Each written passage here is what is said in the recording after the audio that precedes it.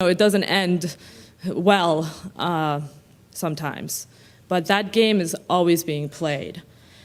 And I think I see now, fortunately, within Iran, there's no shortage of these social rule breakers. Whether it's in Coffee Castle and Jam Jam or Old Cafe Naderi, there are these photographers and filmmakers and artists and designers who, with each progressing day, they are pushing, and we see that. So you're in a coffee shop, and you know, as an American going back there, I'm an Iranian American, but I think when you go to Iran, you know, I'm very Iranian here, but then when I go to Iran, I realize I'm really American too. So I go there, and they're talking about the nuances and the symbolism of Fellini films. Or they're shocked and they say, oh, you haven't seen David Cronenberg's Naked Lunch? And I say, no. Or, you know, you don't want to revel in the misery of a Bukowski poem? What's going on with you? You don't know what happened on the last season of Lost? I mean, at the very least, you gotta know what happened on the last season of Lost. I mean, it's kind of nuts. I mean, they know this stuff, and it's not just the upper crust. You know, I did experience different aspects of Tehran who knew about these things. You know, if it wasn't Bukowski, at the very least, you know, it was Lost. So I was really refreshed by the sociological, anthropological, and academic knowledge of the people that constantly surrounded me. I honestly have a more difficult time to access this kind of unabashed enthusiasm and the desire to soak in knowledge amongst my American counterparts. And I think that this can in part be attributed to the fact that many Iranian youths are highly educated, but they're not at work. And I think that's an important element within what's happening within Iran.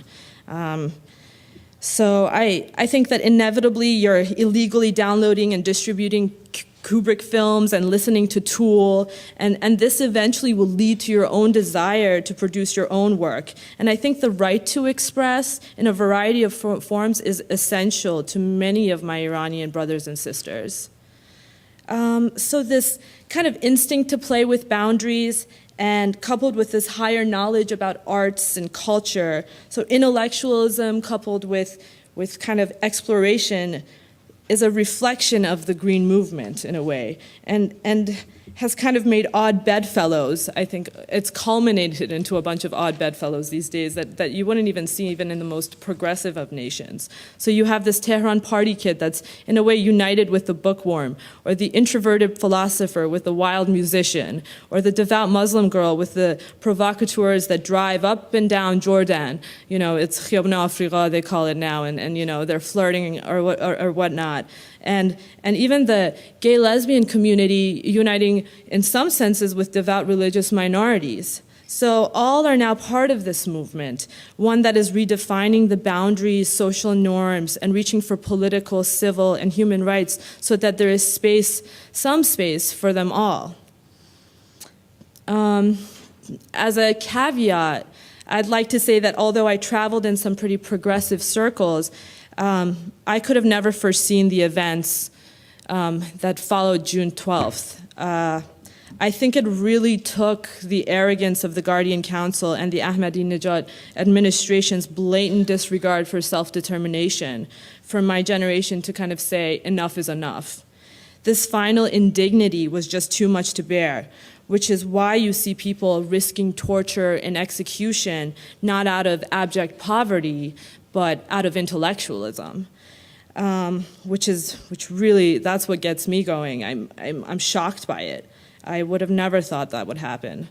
In addition, I think we should also keep in mind that the evolution of intellectualism within Iran can be at varying stages amongst peoples of different socioeconomic background.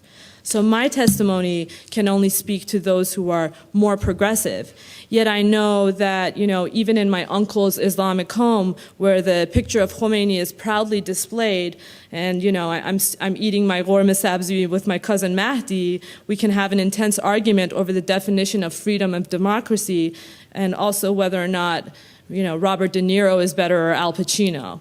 So these conversations are being had even in more conservative circles, and we need to keep that in mind. They are at different stages. Mahdi might not know who Cronenberg is yet, but he knows Scorsese. And so that's something, in my opinion. And he teaches me new things about the Quran, and I can teach him new things I learn, whether we can bash Nietzsche or discuss why is it that Ayn Rand doesn't believe in God. But amongst those who don't have the comfort of the Quran, because like Mahdi, who does and who's truly devout and loves his faith, and I admire him. He represents a very great form of Muslimun, of Muslim to me.